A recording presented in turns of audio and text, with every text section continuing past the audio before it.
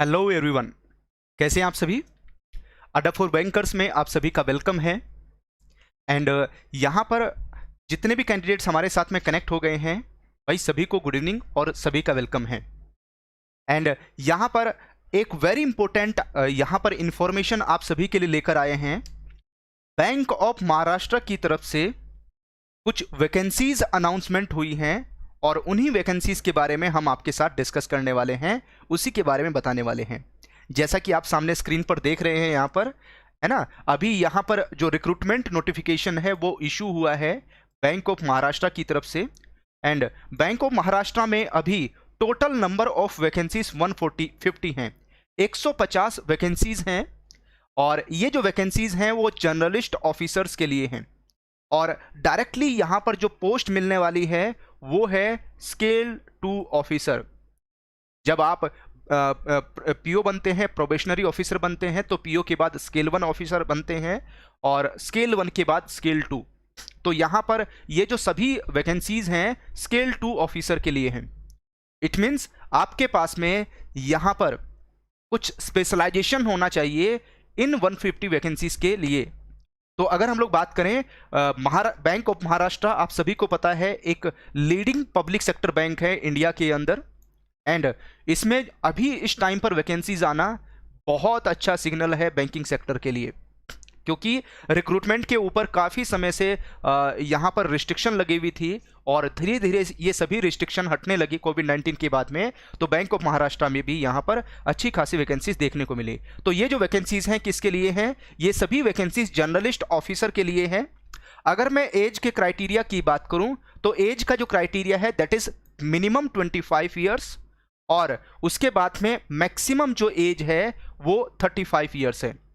जिनकी एज 25 से 30 साल के बीच में आती है वही यहाँ पर इन वैकेंसीज के लिए अप्लाई कर सकते हैं।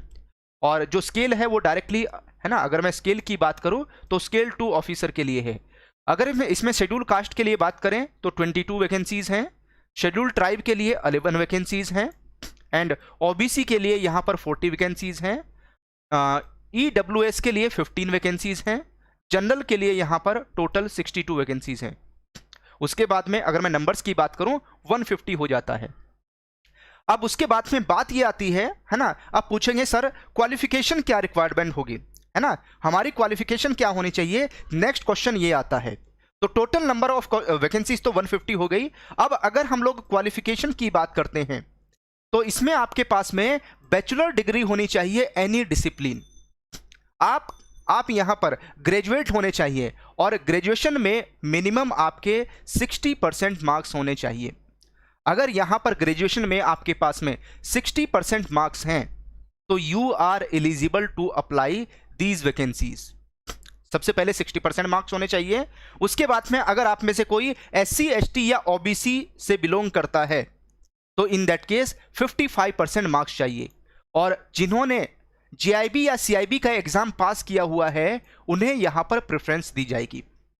इसके साथ साथ अगर किसी के पास में ये क्वालिफिकेशन नहीं है और उसके पास में कोई प्रोफेशनल क्वालिफिकेशन है, वो यहां पर CA ICWA या CFA है, तो उस केस में भी वो अप्लाई कर सकते हैं, एलिजिबल हैं इन सभी वैकेंसीज के लिए। बट सबसे बड़ा ट्विस्ट आता है यहां पर, कहां? सबसे बड़ा ट्विस्ट आता है एक्सपीरियंस को लेकर। पोस्ट क्वालिफिकेशन वर्क एक्सपीरियंस होना चाहिए मिनिमम 3 इयर्स, कम से कम 3 साल के लिए यहां पर आपके पास में वर्क एक्सपीरियंस होना चाहिए, और वो भी ऑफिसर पोस्ट पर। अगर यहां पर किसी शेड्यूल कमर्शियल बैंक में आपने 3 साल तक लगातार काम किया है, 3 इयर्स का आपके पास एक्सपीरियंस है और वो भी एज ऑफिसर, तो in that case you are eligible to apply, है ना, तो आप यहां पर जर्नलिस्ट ऑफिसर के लिए अप्लाई करने के लिए एलिजिबल होंगे। एज क्राइटेरिया मैंने अभी आपको बताया है। एज क्राइटेरिया है यहां पर मिनिमम 25 इयर्स और मैक्सिमम 35 इयर्स होना चाहिए। और SC ST OBC के लिए यहां पर रिलैक्सेशन दिया जाएगा। उसके बाद में अगर हम जॉब प्रोफाइल की बात करें, जॉब प्रोफाइल क्या रहने वाला है, क्या काम करना होगा अभी आपको, तो भाई यहाँ पर मेन जो काम है वो ब्रांच वर्किंग है ना, overall control on branch working. Branch में जो काम होता है ऑपरेशंस का वो पूरा काम देखना। उसके बाद बिजनेस डेवलपमेंट का काम देखना, ब्रांच में, उस बैंक में, पर्टिकुलर ब्रांच में बिजनेस लेकर आना, और पब्लिक के साथ में, कस्टमर के साथ में रिलेशंस क्रिएट करना।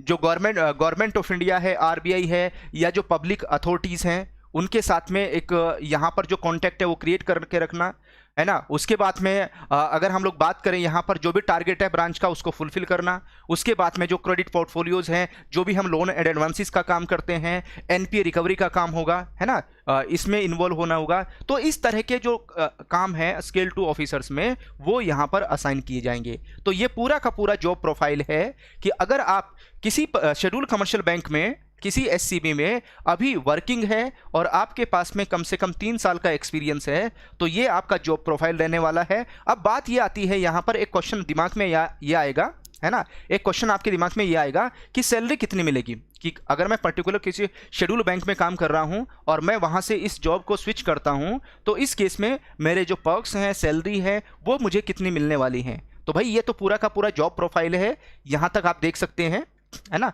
पूरा जॉब प्रोफाइल हो जाएगा। उसके बाद में अब यहाँ पर कई बार दिमाग में ये भी क्वेश्चंस आता है कि पूरे ग्रेजुएशन में 60% मार्क्स की बात की गई है, 60% मार्क्स की बात की गई है ना। तो उस केस में 60% का क्राइटेरिया क्या होगा। तो अभी कई कॉलेज या यूनिवर्सिटीज़ में आप देखते हैं, वहाँ पर चलता है CGPA या OGPA, और यहाँ पर परसेंटेज में आते हैं मार्क्स।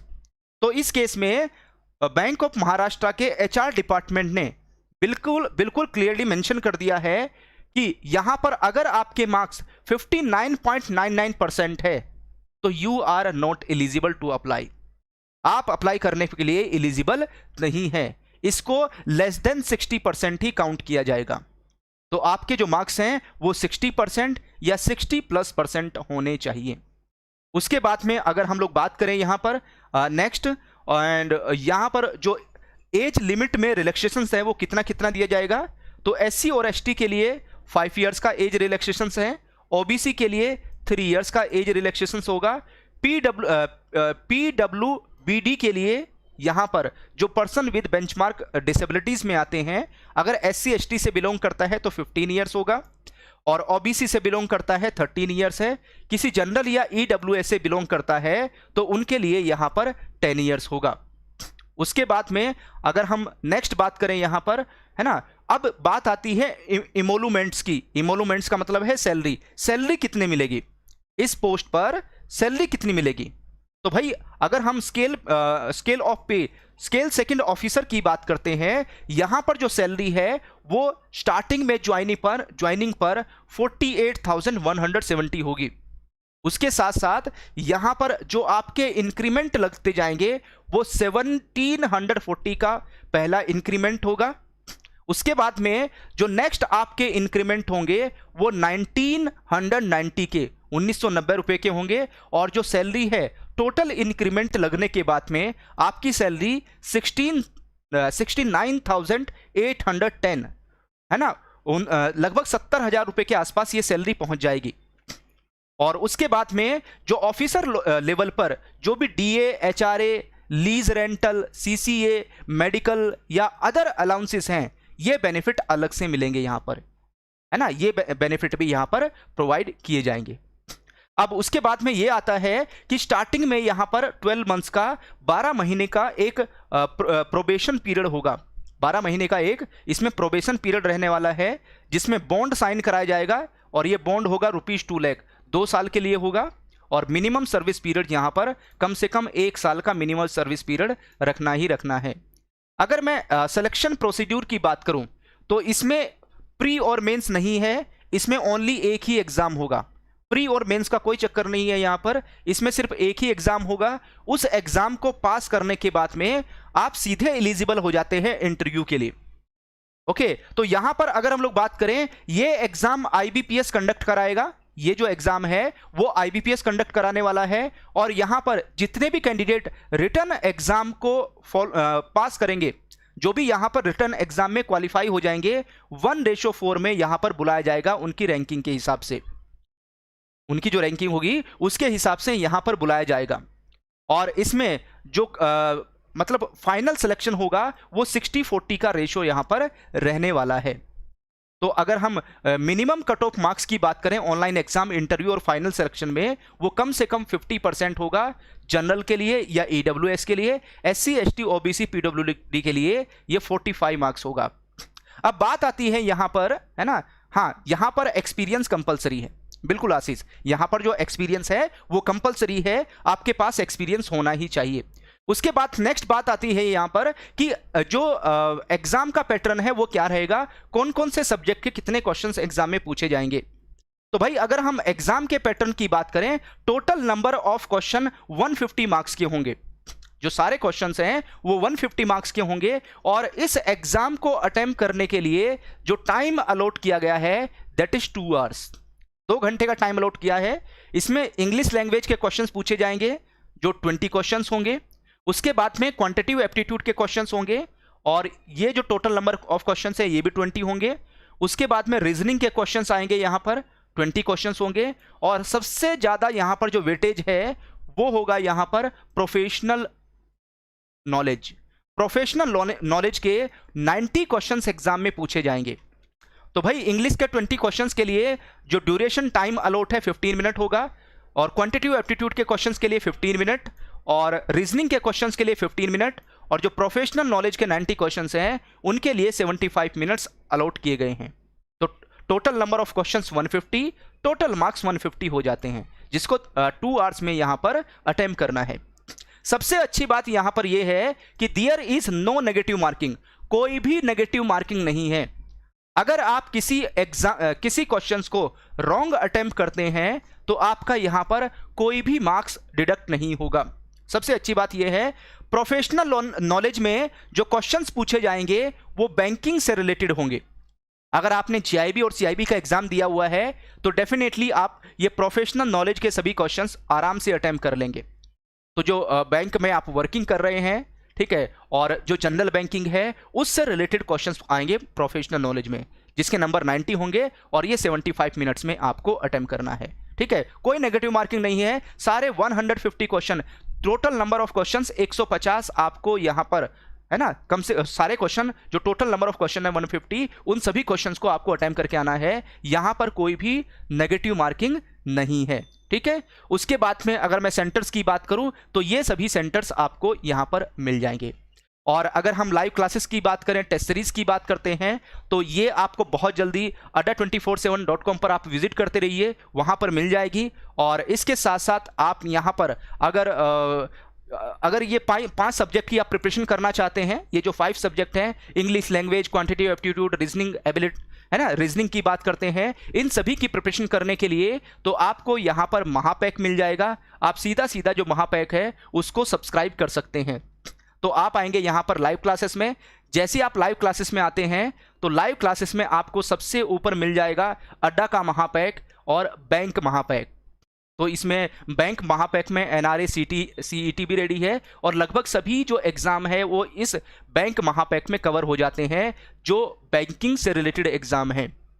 तो आपको क्या करना है, इसका प्राइस 16,999 का है, लेकिन हम आपके पास में ऑफर शेयर कर रहे हैं यहाँ पर। अगर आप इस ऑफर को अप्लाई करेंगे तो डेफिनेटली आपको यहाँ पर इसका बेनिफिट मिल जाएगा। प्राइस के नीचे है व्यू ऑफर, व्यू ऑफर के ऊपर आपको क्लिक करना है। जैसे आप व्यू ऑफर के ऊपर क्लिक करेंगे, सबसे पहले अपनी जो ईमेल आईडी है उसको टाइप करें। अपनी जो ईमेल आईडी है उसको टाइप करने के बाद में उसके नीचे एंटर कूपन कोड में टाइप करना है कूपन कोड Y195।